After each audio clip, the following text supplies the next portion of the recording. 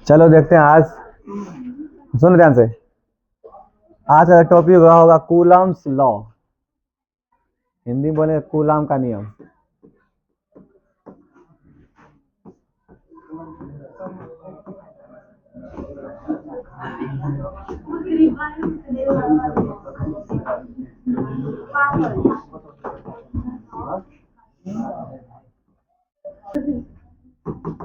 ध्यान में चला। समझो देखो, इससे पीछे वाले क्लास में हम लोग बहुत जो छोटा सा टॉपिक था चैप्टर में, उसमें बहुत छोटा छोटा चीज जितना तक सब पढ़ चुके हैं। जैसे कि सबसे पहले हम आपसे पूछेंगे, बताए तो सबसे पहला यूनिट का नाम क्या था? फर्स्ट यूनिट का नाम क्या था? इलेक्ट्रोस्टैटिक्स। अब उस इलेक्ट्रोस्टैटिक्स में जो फर्स्ट चैप्टर था उसका नाम क्या था? Electric charge and field. जैसा कि तुमको बताया गया था, इलेक्ट्रोस्टैटिक्स कितने वर्ड से मिलकर बना है? बोलो। 2 वर्ड से। कौन कौन? इलेक्ट्रो और बताओ तो। इलेक्ट्रो का अर्थ क्या बताया गया था? इलेक्ट्रॉन। और स्टैटिक्स का रेस्ट। यानी कि फिजिक्स की जिस शाखा में हम लोग रेस्ट चार्ज के बारे में अध्ययन करते हैं उसे क्या कहते हैं? इलेक्ट्रो। अगर बताइए आप लोग, इलेक्ट्रोस्टैटिक्स किसे कहते हैं?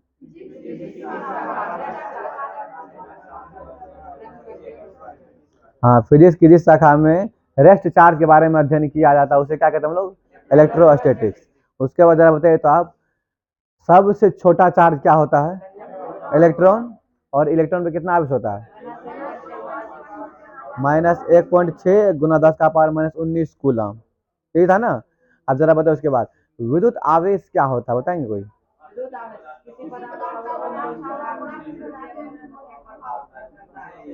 हाँ, ऐसा था, किसी पदार्थ का वह गुण जो उस पदार्थ में विद्युतीय एवं चुंबकीय प्रभाव उत्पन्न करते हैं उसे क्या कहते हैं हम लोग? विद्युत आवेश। बताओ, विद्युत आवेश को क्या चीज से सूचित करते हैं? ठीक होता है। क्यू बराबर फॉर्मूला क्या होता है? अच्छा, आवेश कौन सी राशि है? बहुत बढ़िया। जरा बताइए तो उसके बाद आवेश का v m0। ठीक है, बताए तो क्या बोलते हैं? क्यू बराबर फॉर्मूला क्या होता है? आजा ऐसे लेट से आकर बता तो। क्यू बराबर क्या होता है सूत्र? IT। आई क्या है? धारा। टी क्या है? बोले टी क्या है? समय। बता मैथमेटिकल परिभाषा आवेश का। देखो, जितना पढ़ाते हैं उस सबको समझ के बेहतरीन से दिमाग में याद रखना अच्छी तरीका से, तभी फिजिक्स पढ़ने का मजा आएगा। वरना फिर फिजिक्स पढ़ने से कोई मतलब है नहीं, खाली लिखा देंगे खींच देंगे फास्ट में तो कोई फायदा नहीं होगा। समझा कि नहीं? इस जितना पढ़ाते उसको दिमाग में पूरा याद रखना हर हाल में समझ करके। ठीक है, चलो बताओ उसके बाद क्या बोलते हैं? आवेश का SI मात्रक क्या होता है? एम्पियर सेकेंड या? बहुत बढ़िया। बताओ, आवेश का सीजीएस मात्रक में क्या से बोलेंगे जब सुनिए पूरा क्वेश्चन सुनिए। पूछेंगे आवेश का सीजीएस मात्रक बतलाइए जब आवेश रेस्ट पर हो। ESU Franklin state coulomb. फिर से बोलना, कैसे बोले हम? पहले बोलेंगे ESU फ्रैंकलिन, उसके बाद स्टेट कूलम। जरा बताओ, सुनो ध्यान से, बताइए तो ESU का पूरा नाम। ESU का पूरा नाम पूछ रहे हैं? इलेक्ट्रोस्टैटिक्स यूनिट बोले थे, यूनिट, चार्ज नहीं। बताइए उसके बाद सुने ध्यान से। जब चार्ज जो जब वो मोशन पे रहेगा तो उसका बता मतलब सीजीएस मात्रा क्या सब होगा? EMU absolute coulomb.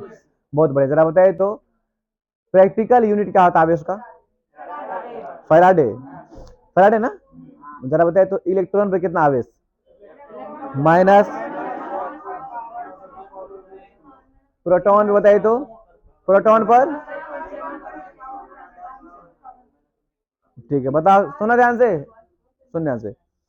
बताओ उसके बाद न्यूट्रॉन पे क्या बोले? उदासीन या फिर जीरो बोल सकते हैं। जरा बताए ध्यान से, अल्फा कण पर कितना आवेश होता है? बात नहीं करेंगे।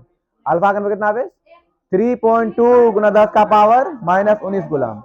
अब जरा बतलाइए, ध्यान दीजिएगा, एक स्टेट कूलम बराबर कितना होता है? 1.3 गुना 10 का पावर -9 कूलम। ये था ना?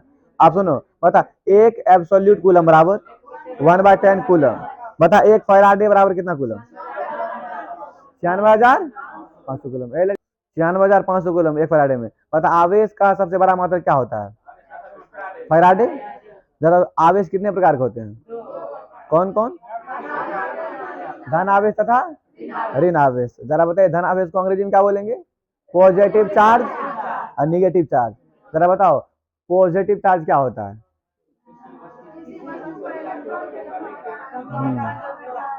ये सब बात याद है ना। किसी वस्तु पर इलेक्ट्रॉन की कमी के कारण जो आवेश उत्पन्न होता है उसे क्या कहते हैं हम लोग? Positive charge. किसी वस्तु पर इलेक्ट्रॉन की वृद्धि के कारण जो आवेश उत्पन्न होता है उसे क्या कहते हैं? Negative charge. बात को पूरा एकदम ध्यान में रखना, ठीक है। जरा उसका बताइए तो दो समान आवेश या फिर दो सजातीय आवेश के बीच कौन सा बल कार्य करता है? प्रतिकर्षण। प्रतिकर्षण। प्रतिकर्षण मतलब नजदीक आना है फिर दूर हटना। Very good. बताओ दो विजातीय आवेश के बीच कौन सा? आकर्षण बल। आकर्षण। बहुत बढ़िया। जरा बताइए तो ध्यान दीजिएगा। जैसे अपने कंघी को अपने सूखे बाल पर रब करते हैं तो बता इलेक्ट्रॉन कहां से निकल कर किस पे जाता है? बाल से निकल के। बता अगर इलेक्ट्रॉन बाल से निकल के कंघी पे जा रहा है तो यहाँ पर बाल क्या है? क्या है?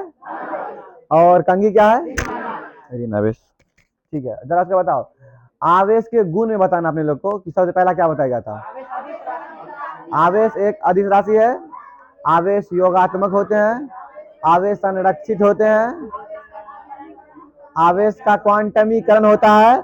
आवेश आपेक्षिक संदर्भ में अपरिवर्तित रहता है। ये सब बात बढ़िया से बता दिया गया था कि नहीं? बताया तो के बाद सुनो आवेश आवेश संरक्षण सिद्धांत का नियम पता है किसी को? सब चुप, तू बोल खड़ा हो। बोलो तो आवेश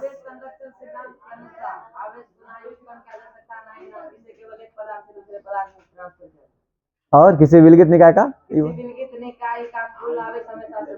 बहुत बढ़िया, वेरी वेरी गुड है। और है किसी में दम बोले का? बोल सकता ना जरा बोले खड़ा होइए तो। अरे बोल ना बाबू। सुनो सुनो जरा बताइए तो आवेश संरक्षण सिद्धांत का नियम क्या है या फिर आवेश संरक्षण सिद्धांत क्या है? भूल गए? आवेश संरक्षण सिद्धांत इस सिद्धांत के अनुसार गले बोरा में बैठ जा बैठ जा बैठ जा। बोलेंगे नहीं साहब? आवेश संरक्षण भूल चुके आप लोग। सुन पहले ध्यान से इधर। इस सिद्धांत के अनुसार आवेश को ना तो उत्पन्न किया जा सकता और ना ही नष्ट। इसे केवल एक पदार्थ से दूसरे पदार्थ में ट्रांसफर किया जा सकता है। इस प्रकार किसी विलगित निकाय कुल आवेश हमेशा संरक्षित होता है। याद नहीं बात है? लात खाएगी तू लोग फालतू में। सुनो उसके बाद बताओ आवेश का क्वांटमीकरण क्या होता है? बोलो याद नहीं थे कि कूलम का पूरा नाम क्या है? Charles Augustine. बोलो क्या था नाम? Charles Augustine. कहीं देखिए आपके एनसीईआरटी में एंगस्ट्रॉन लिखल है। एंगस्ट्रॉन समझा कि नहीं? लोग हिंदी में इसको अगस्तिन बोल देते हैं। ठीक ठाक है। तो ध्यान जैसे देखिए ना आप अरस्तु के बारे में। अरस्तु की दवा अंग्रेजी में पढ़ेंगे तो एरिस्टोटल पढ़ना होता है। हिंदी में अरस्तु पढ़ते हैं। उसी प्रकार यहाँ पर कुछ सीन है। आप इसको अगस्तिन बोल सकते हैं हिंदी में। आप देखिए ध्यान से जो हम लोग पढ़ेंगे ना कूलम्स लॉ, तो कूलम्स लॉ क्या है वो समझते हैं ध्यान से। वैसे ही थोड़ी कि आवेश का ऐसा मात्रा कूलम हो गया है। ये देखो ध्यान से पहले समझना बात को। दो बिंदु आवेश के लिए नियम दिया था। कौन? कूलम जी। कौन?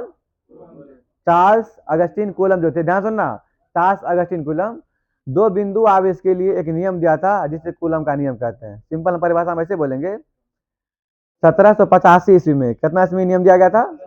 बोलेंगे पूरा सुन याद हो जाएगा। सन 1785 ईस्वी में चार्ल्स अगस्टिन कूलम ने दो बिंदु आवेश के लिए एक नियम दिया था जिसे कूलम का नियम कहते हैं।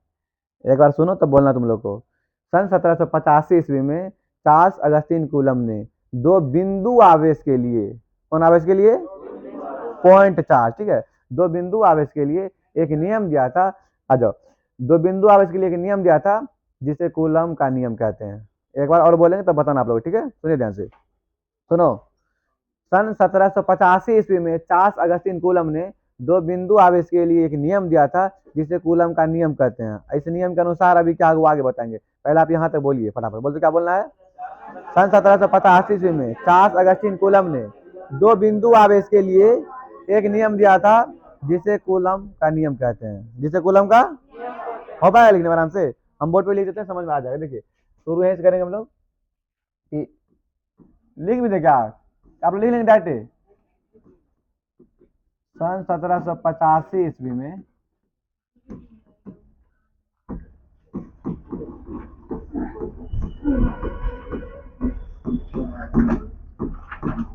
देखो अंग्रेजी में इसको एंगस्ट्रॉम भी कहते हैं, वो भी ले देते हैं, ठीक है। एंगस्ट्रॉम कुछ होता है, दो देख क्या बोले, सन 1785 में चार्ल्स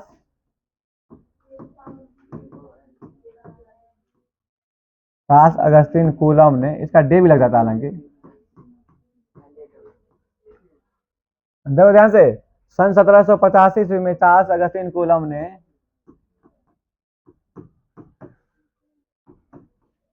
दो बिंदु आवेश के लिए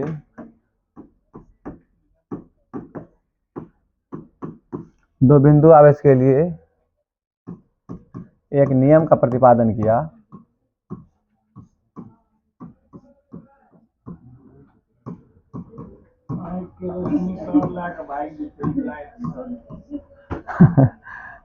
क्या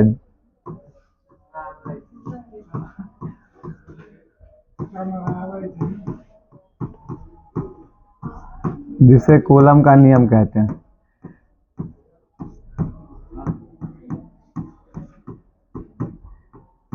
इस नियम के अनुसार, एक बार वीडियो रोक तो, रोक ना तू, हम बोल रहे हैं, फिर से शुरू करें, यहाँ से पूरा होगा।